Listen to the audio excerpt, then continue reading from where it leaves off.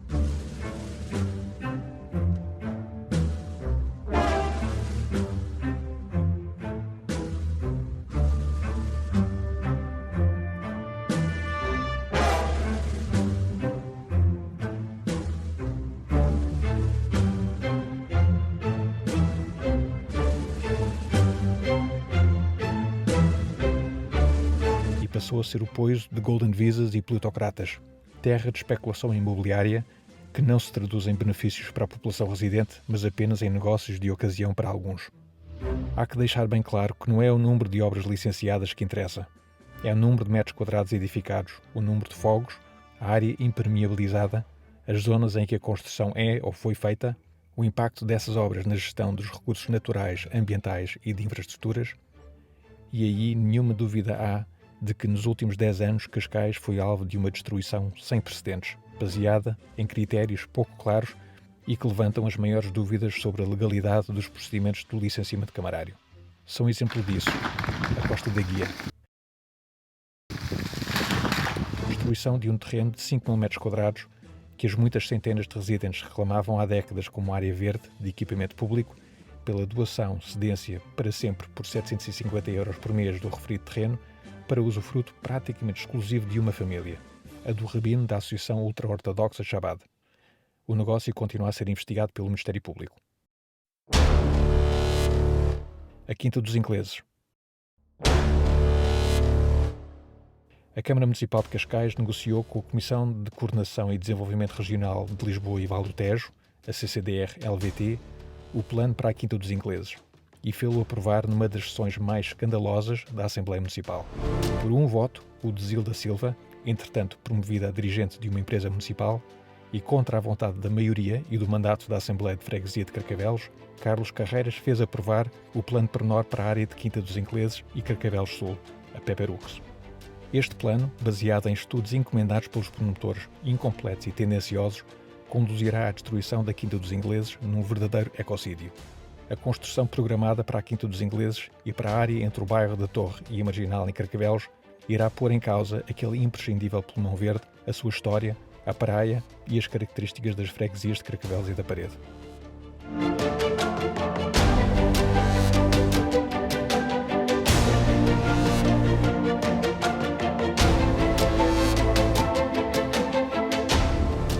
É falso que haja a pagar uma indenização de 300 milhões de euros.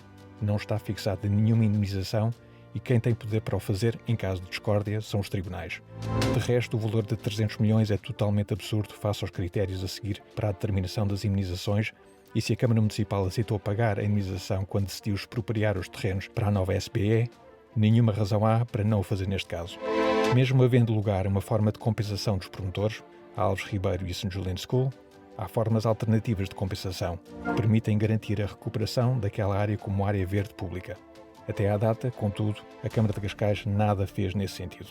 Pelo contrário, afirma que as obras vão avançar e que a contestação não passa de movimentos políticos sem expressão.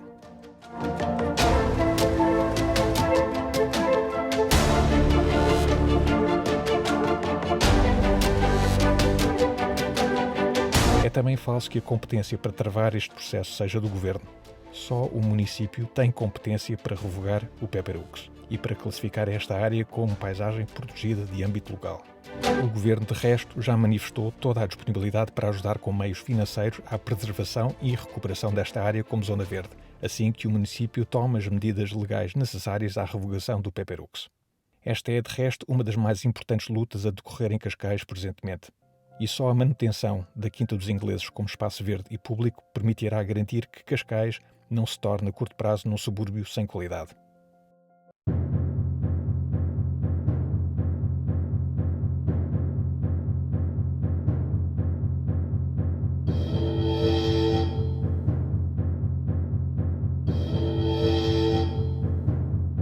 Este executivo esquece os malefícios que isto causa à população.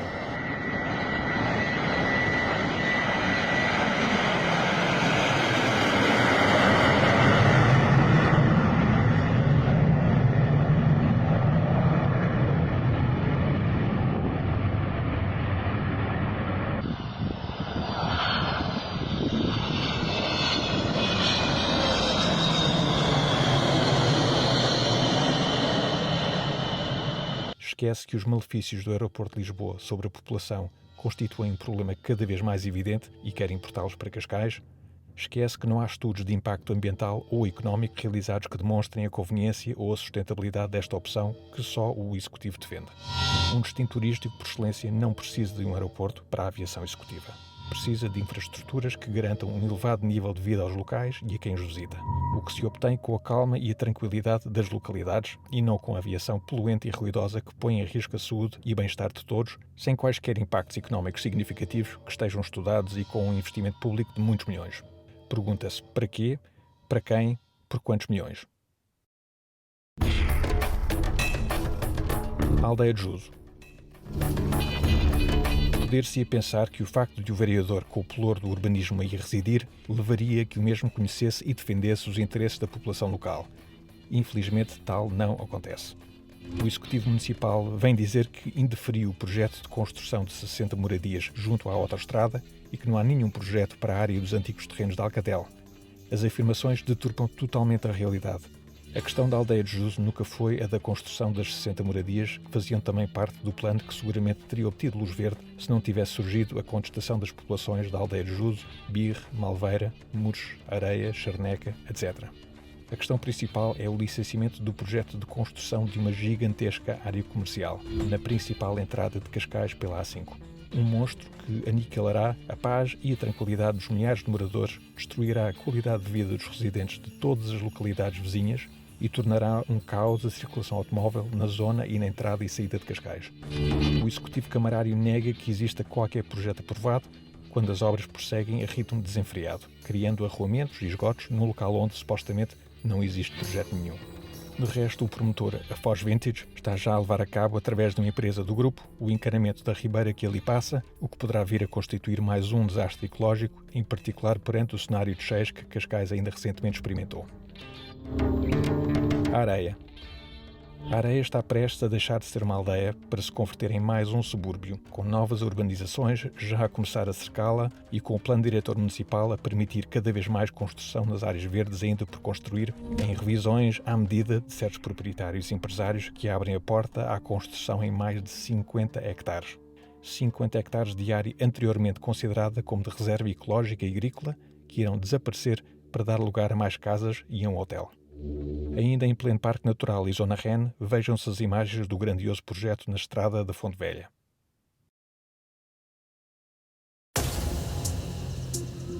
A Biscaia.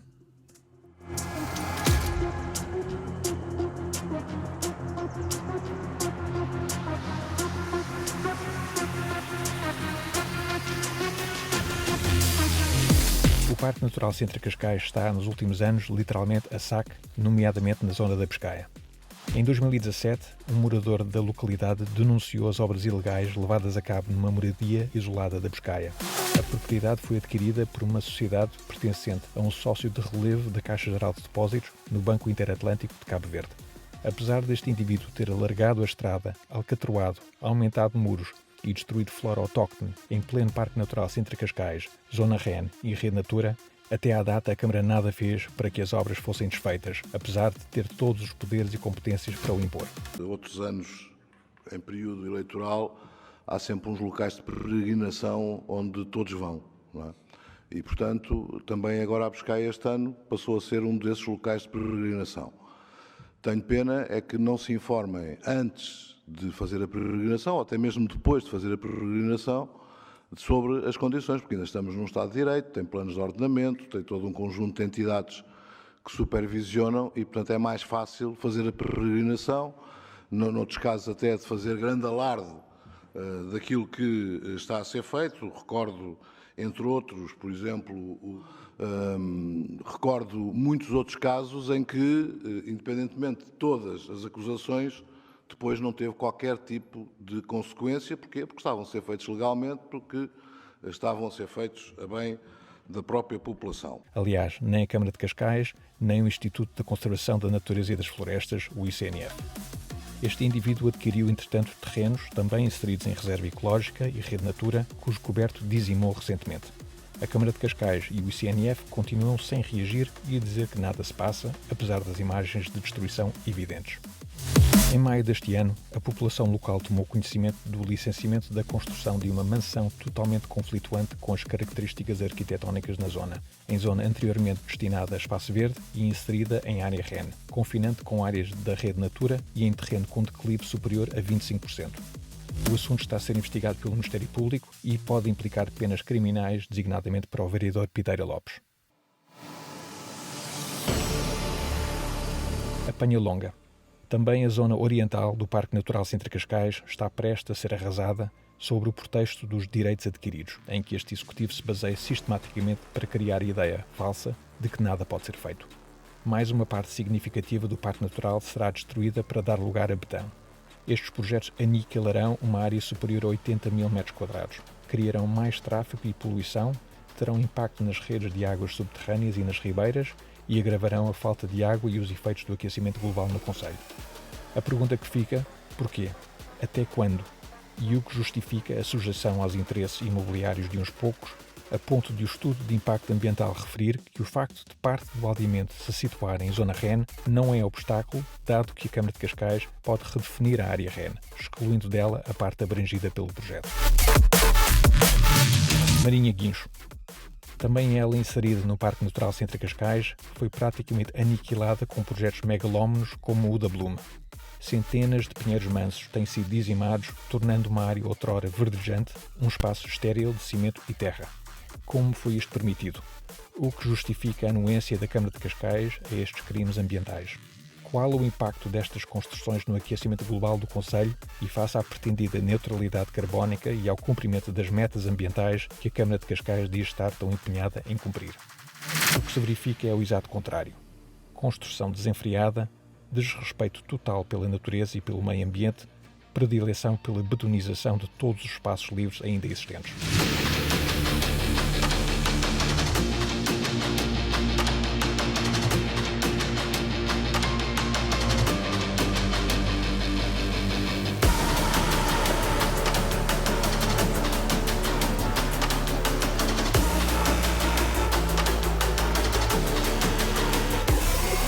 A prova de que nem a classe alta concorda com o que se está a passar nesta zona de Cascais está no cartaz recentemente colocado junto do ginásio da Quinta da Marinha. E o que dizer das moradias de João Félix ou de Cristiano Ronaldo na Quinta da Marinha? Ambas construídas a menos de 200 metros do mar, em zona de interdição absoluta de construção, de acordo com os critérios do POCAS. Na área de Cristiano Ronaldo estava previsto há dezenas de anos atrás a construção de um restaurante, onde surgem agora 3 pisos e uma construção de quase 2 mil metros quadrados. Tudo isto apesar de o alvará, emitido por este executivo, falar de apenas 1,5 piso acima da soleira e excluir quase 1000 metros quadrados para efeitos de contabilização do índice máximo de construção. Porquê? Como? Como foi feita a alteração do uso do terreno? Como é possível construir com aquela dimensão em área de interdição absoluta? A questão vai ser remetida ao Ministério Público. Outros casos. Basta circular pelo concelho para observar antigos palacetes e casas de família serem remodelados e descaracterizados sempre com acrescentos e transformados em condomínios, muitas vezes com construções nos antigos jardins, Vila Maria Pia e Vila Monte Roso. muitas outras com total impermeabilização de áreas imensas, anteriormente verdes. Além de todos estes casos, muitos mais há.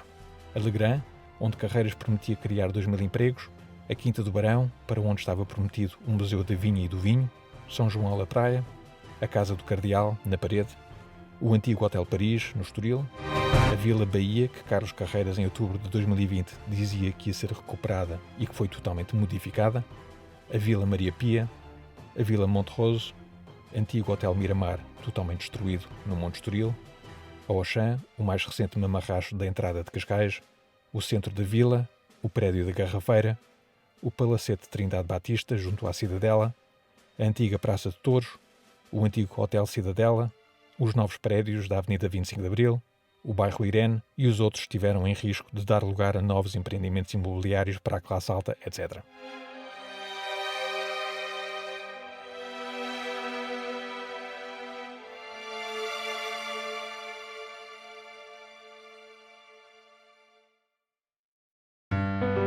O mar. Como se tudo isto não bastasse, Cascais assistiu, na última década, à total degradação de algo que o tornava único, as suas praias. Não são apenas os equipamentos em plástico e com mau aspecto que fazem as praias de Cascais parecer um país de terceiro mundo. É a falta de acessibilidades, a falta de infraestruturas, designadamente casas de banho, mas, sobretudo, a poluição. A verdade é que foi a partir de 2016, quando perdeu o galardão em 7 praias, que a Câmara de Cascais decidiu deixar de concorrer às bandeiras azuis sob o falso argumento de que se trata de um galardão pago. Depois de optar pelas bandeiras douradas, ou qualidade de ouro, da Quercus, certificação que, como todas, também é paga, para tentar vender a ideia de que as praias continuavam boas, a verdade é que Cascais, nos últimos 4 anos, passou de 11 bandeiras douradas em 2017 para 6 em 2021. Uma redução de quase 50%, que é prova indesmentível da falta de qualidade da água do mar a que a gestão camarária nos conduziu. Um fracasso impossível de compreender ou justificar. De resto, essa falta de cuidado está bem patente no novo projeto que a coligação Viva Cascais defende para o Paredão. A pedra, pintada de tinta azul, que com a força do mar em breve atirará toneladas de microplásticos para o mar que entrarão na cadeia alimentar por essa via. Ou seja, um verdadeiro atentado ambiental. A par disso, a etar da guia rebenta pelas costuras e, para os pescadores, este foi o pior ano de sempre em termos de pesca. A poluição costeira tem seguramente culpa nisso. Quanto à lota, este executivo, em vez de a aumentar para que os pescadores de Cascais pudessem aqui vender o seu peixe, diminuiu-a. E já investiu mais de 1 milhão de euros para criar um restaurante que irá conceder a um privado. Um restaurante, um privado, mais de 1 milhão de euros. As conclusões sobre o que foram os últimos 10 anos são óbvias. Cascais tem perdido demasiada área em espaços de natureza, mesmo em áreas supostamente protegidas e de parque natural. A área de espaços de natureza por habitante em Cascais vem diminuindo de forma insustentável. A linha de costa está a ser sobrecarregada com construção sem que isso aumente o nível de vida da população. As infraestruturas, esgotos, águas, estradas, transportes, são cada vez mais insuficientes. O concelho está a perder a sua identidade, a qualidade de vida e a ser reduzido a um subúrbio de condomínios.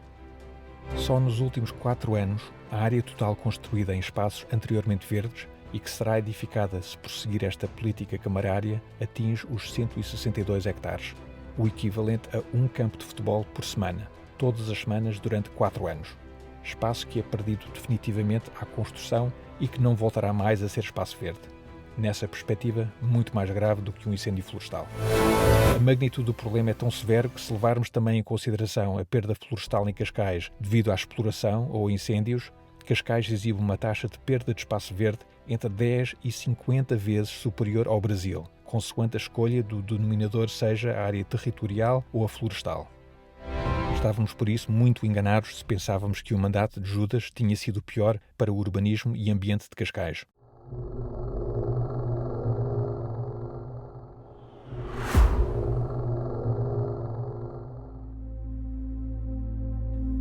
Mas ainda há esperança.